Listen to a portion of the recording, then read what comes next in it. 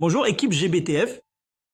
Voici comment vous pouvez télécharger et installer l'application GBTF sur votre smartphone. Nous commençons donc par le navigateur. Dans ce cas, nous utilisons Chrome. Vous cliquez sur votre navigateur et dans la barre de recherche, saisissez le mot ou l'adresse web gbtfinafrica.com.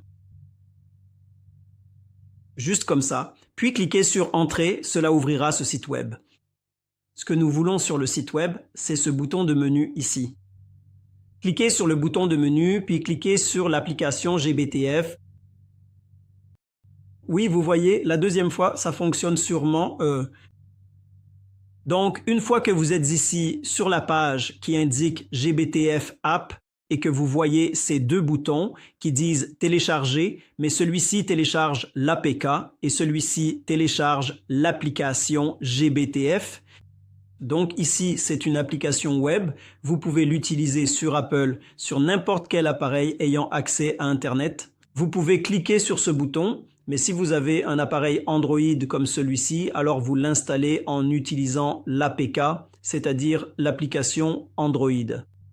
Alors cliquons là. Donc, quand vous cliquez là, vous voyez qu'il est indiqué que le fichier a été téléchargé. Donc, si vous allez dans vos téléchargements, vous pouvez voir ceci. Vous pouvez voir ceci ici en haut, alors cliquons dessus. Donc, il est écrit, voulez-vous installer cette application? Oui, bien sûr, cliquez sur Installer.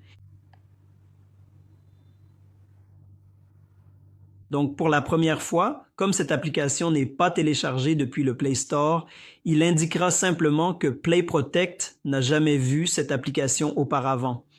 Pour protéger votre appareil et vos données, envoyez cette application à Google pour une analyse de sécurité.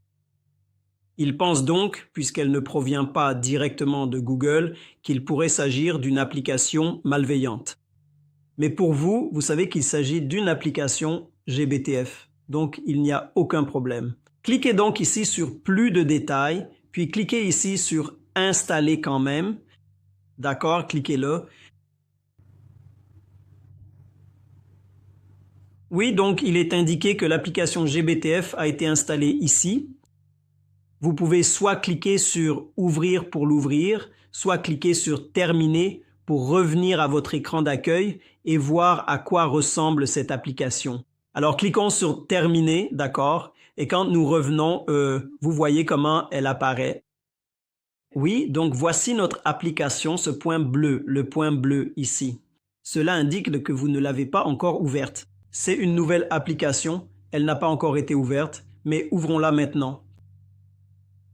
Vous voyez, c'est comme ça qu'elle s'ouvre. Vous voyez, c'est juste un menu. Ici, vous pouvez voir les paramètres, le thème. Vous savez, d'accord? Ne pas autoriser, donc d'accord, c'est comme ça qu'elle s'ouvre.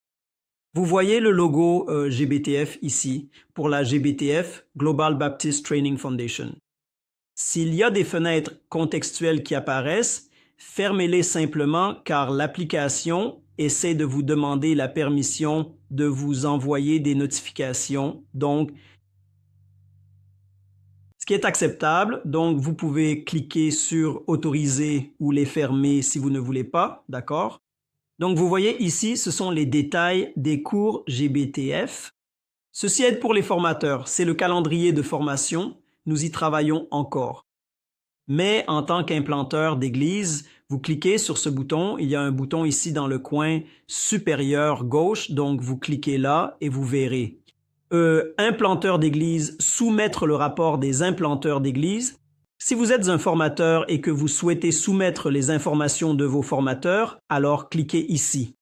Mais maintenant, laissez-moi simplement vous montrer comment les implanteurs d'église vont soumettre leur rapport via l'application GBTF. Alors, cliquez là et cliquez aussi ici. Attendez juste un peu.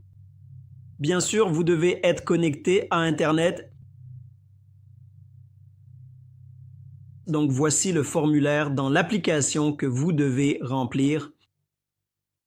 Vous le remplissez avec le contenu de votre rapport. Il est donc indiqué. formulaire de rapport mensuel des implanteurs d'église. Les coordonnées de l'implanteur d'église constituent la première section. Nous voulons votre nom, votre adresse email et votre numéro de téléphone. C'est tout. Et ensuite, les détails de l'implantation d'église. Nous voulons le nom de l'église et l'adresse de l'église. L'adresse complète, c'est tout. Ensuite, la dernière partie concerne les détails du rapport ou le contenu de votre rapport, donc la période couverte par le rapport. Le nombre de personnes sauvées, le nombre de personnes baptisées, les activités que vous menez dans le cadre du ministère et les témoignages. C'est facultatif, puis les images, vous pouvez télécharger jusqu'à 3 images, ensuite la demande de prière et enfin vous cliquez sur le bouton soumettre ici. Alors, faisons cela dans un instant. D'accord, allez ici, mettez votre nom. Dans ce cas, je vais mettre Tari Rogers.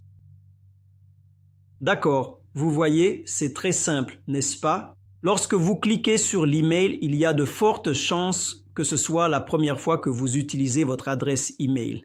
La prochaine fois que vous appuierez dans le champ email, l'adresse email s'affichera. Votre email apparaîtra comme ceci et vous appuyez dessus. Vous n'avez même pas besoin de taper, vous pouvez remplir ce formulaire en moins de 3 minutes ou 2 minutes. Donc, l'indicatif régional en Ouganda, notre code est le 256. Mon numéro de téléphone est 75 pour être 95 00 53 77. Ensuite, oui, plus vous le remplissez, plus il conservera vos données afin que vous n'ayez pas à taper, d'accord? Par exemple, ici, il a mis le nom de l'église, mais c'est une erreur. Nous devons donc indiquer le nom de l'église car nous sommes dans les détails de l'implantation de l'église, donc le nom de l'église. Mon église s'appelle Ruti Independent Baptist Church. Encore une fois, vous voyez, même le smartphone lui-même, parce qu'il est intelligent, il garde vos données.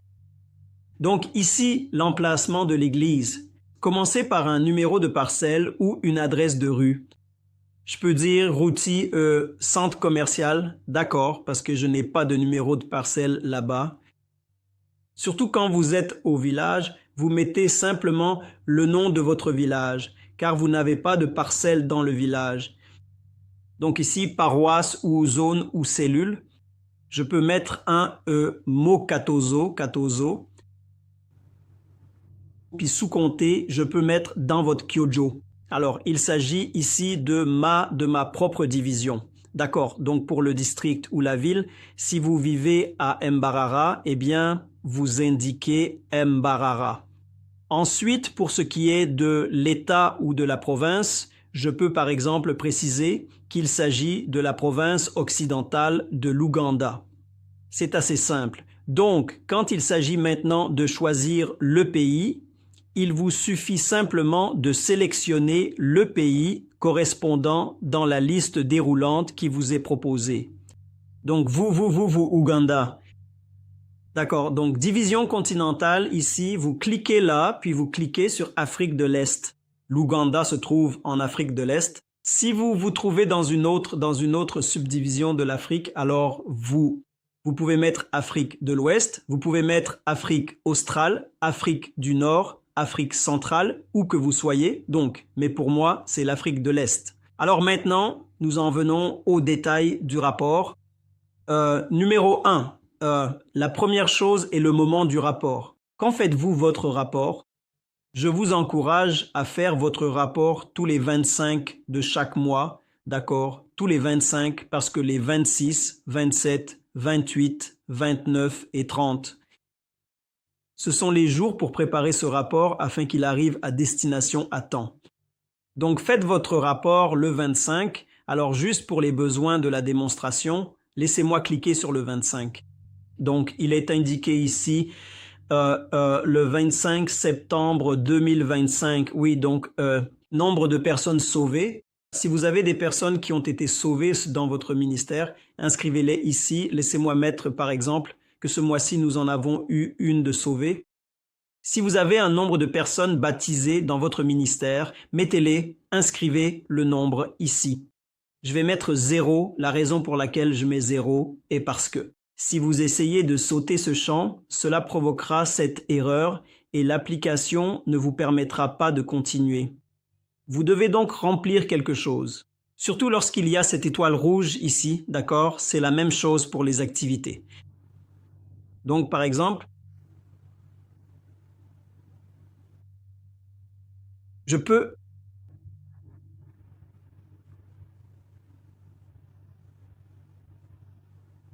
dire que j'ai prêché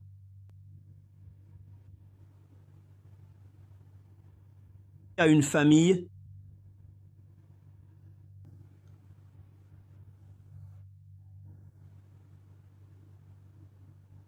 le 5. Le 5 septembre. Oui, juste comme ça. Assurez-vous que l'activité qui est la prédication est liée au moment, c'est-à-dire à la date, car chaque activité est réalisée à un moment précis. Par conséquent, assurez-vous de le faire lorsque vous remplissez les activités. Donc vous pouvez peut-être utiliser le numéro 1. C'était l'activité 1. Ensuite, vous venez ici, vous mettez le numéro 2. C'est l'activité 2. J'ai prêché. Alors, disons par exemple que j'ai baptisé ce projet, et je précise bien que c'est juste un exemple, je l'ai baptisé d'un nom assez particulier pour illustrer mon propos. 5 personnes, c'est juste un exemple. Donc, vous pouvez simplement inscrire vos activités dans cette case comme ça. Vous pouvez continuer jusqu'à en ajouter beaucoup, autant que vous le souhaitez. Donc, le témoignage est facultatif, mais vous pouvez dire « Je remercie Dieu pour… » Il est nécessaire de mettre ces fonds de côté pour la provision. D'accord, je vois. Pour ce qui est de la provision, nous allons devoir l'examiner. La protection. Eh bien, ce n'est qu'un exemple. Vous savez comment vous donnez votre témoignage, d'accord. Laissez-moi juste pour la provision, laissez-moi juste laisser ça comme ça. Donc, en ce qui concerne les images, il est indiqué un maximum de 3 images. Donc, appuyez simplement ici. Cela vous mènera là où vos images sont conservées. D'accord. Donc, pour être sûr que vous êtes dans les images, cliquez ici sur le mot image, puis laissez-moi télécharger ceci pour que vous voyez l'image ici en cours de téléchargement. Vous pouvez en télécharger une autre comme ça, des images. Ensuite, disons, ouais, celle-ci, c'est une toute autre image maintenant. Donc, si l'on compte bien, nous avons 1 puis 2 images au total. Elles peuvent aller jusqu'à, disons, jusqu'à 3. C'est très bien comme ça. Donc, ce sont les images de vos activités. Le ministère est une question d'activité. Vous ne pouvez pas faire de ministère sans avoir d'activité. Assurez-vous donc de mentionner les activités chaque mois. Ensuite, si vous avez pris des images, des photos de ces activités, téléchargez-les ici et ensuite, la dernière case est celle des demandes de prière. Je vous en prie, ayez une pensée pour ma famille. Si vous avez quelque chose de spécifique, priez pour. Oh, concernant ma santé, c'est vraiment comme ça que je me sens en ce moment. D'accord? Donc maintenant que tout est bien vérifié, il ne nous reste plus qu'à cliquer sur le bouton « Soumettre » pour finaliser le tout. D'accord, c'est tout. C'est tout ce que vous avez à faire. Cliquez sur « Soumettre ». Il sera écrit « Veuillez patienter et juste s'il vous plaît, attendez » et tout d'un coup, vous allez voir, après 1 ou 2 secondes, vous verrez. Merci, votre soumission a été reçue. Donc, cela signifie qu'il s'agit du rapport mensuel des planteurs d'église. Alors, merci beaucoup. Pour toute question, je suis prêt à vous répondre et vous aider.